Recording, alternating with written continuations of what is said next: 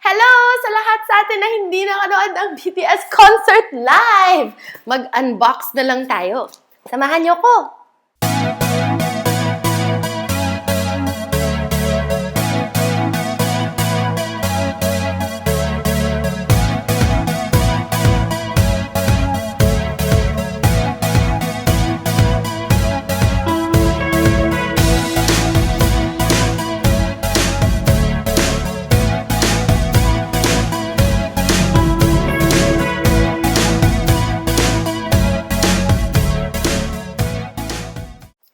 In this box is 101 photo cards of our boys. If we can't see them live, let's just stare at their faces in the form of photo cards. I guess that's the closest thing. Are you ready? Let's open it up. Tara!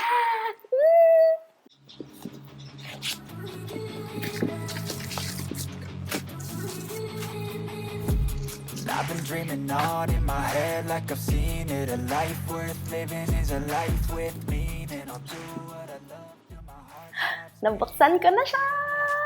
Nakita ko sa inyo yung laman. So, una, there's this postcard of all of them. So nice. And I guess this is for whichever is your favorite. You put it in this slot. I only get to pick one. Kaya natin yan. Mag-decide tayo mamaya. And then, there's this album for all of your photo cards.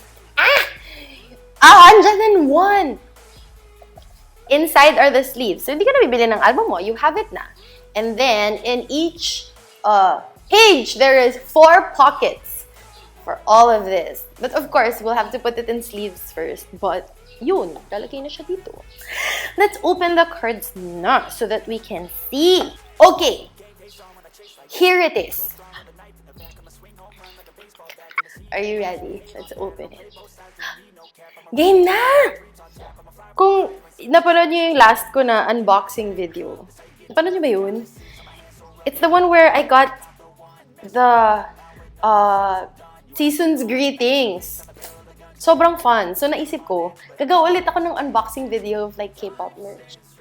Ah! I show you. Ang dami. Aanin ko kaya to? Titigdan ko. Every day. One for every day. Until I reach 101 days.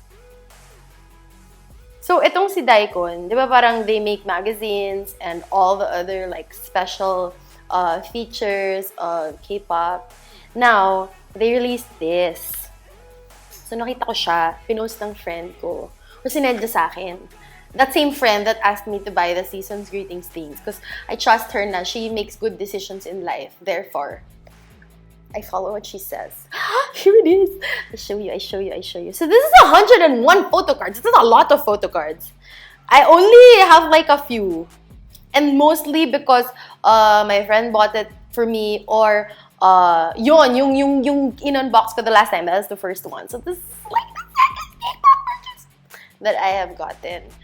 I will show you and then let's leave some and then let's place it in the album so that you see.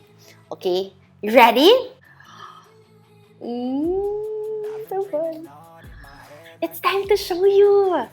Living is a life with meaning. I'll do what I love till my heart's. I want to show you the back. This is what it looks like in the back.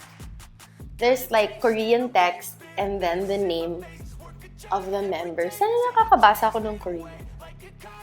Aralin mo. Ang ganda talaga nitong taong to. Beautiful. Since hindi tayo nakanood ng concert, kasi may pandemic pa eh. Ito na lang gawin natin. I wonder if this is like a fun unboxing for you. I am certainly having fun. I hope that in some way, this is also fun for you. Okay, so ilagay natin siya dun sa album, lagyan natin siya ng sleeve, and let's put together this photocard album. Hindi pa ako nakakanood ng live BTS concert. Pero napanood ko yung mga online na streaming. Excited na ba kayo? Meron daw silang comeback. I have these sleeves. Because you're supposed to place them inside the sleeve and then you're supposed to place them inside the album so that they are protected. Kunyari, expert ako. Let's do that now. I think I'm probably gonna run out of sleeves. Parang hindi siya kasha. But let's accomplish what we can. Is this right? Yes? Am I doing this correct? So while I'm doing this, kwentuhan ko na lang kayo of like how I got into this. Mostly through friends. Like I talked about this na in my previous unboxing video. But in case you are new here and you just like watched my videos today, I'll tell you a little story of how I got into this whole BTS rabbit hole. At first, it was mostly my friends from Phuket, Manila who are talking about it. And in case you don't know, we have a K-pop cover group. It's called K-Cats. Andito din tayo sa YouTube. So, follow nyo kami. Subscribe to our channel. And also, nasa TikTok din kami. We did like a cover for one of the BTS songs. Secret kasi hindi pa namin na-release. Pero, nagka-pandemic, so hindi na siya natuloy. Like, this was like one of the first or like earlier pandemic rounds of lockdown. Yun. Hindi namin siya natuloy. But, during that time, of course, we still had to like watch videos and like watch interviews to kind of like get to know your member and so on and so on. And while doing that, nakakaaliw sila. That's where I sort of like got into it. Well, I heard about them na before, like around the time where they went to the UN the first time. So, yun. Medyo narinig ko na sila that time. But of course, not as like deep into the whole like now, like photocards and stuff. And I think that there's like still a lot to discover because I'm just starting. And that's okay. So if you're starting, just like me, let's discover this world together. It brings us joy. Diba? Nakakatuwa. I guess there are different ways on how people got to know them. That's my story. Mostly through friends, where they talk about it a lot. And then you kind of like wanna get in what they're talking about because you're really part of things. Para masaya. Nakakaaliw pala. So ayun. Now here we are. Sleeving 101 photocards. Oh, diba? Galing.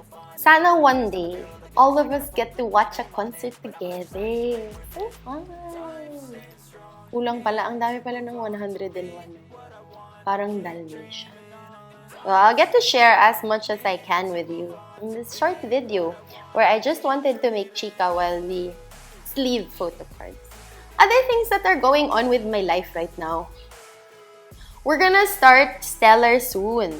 If you haven't heard yet, Cats Manila does a yearly recital and it's called Stellar. We still haven't come back to a stage performance, which was what we usually do. Every year, we stage a show where our students are the stars. Therefore, the name of the event is called Stellar.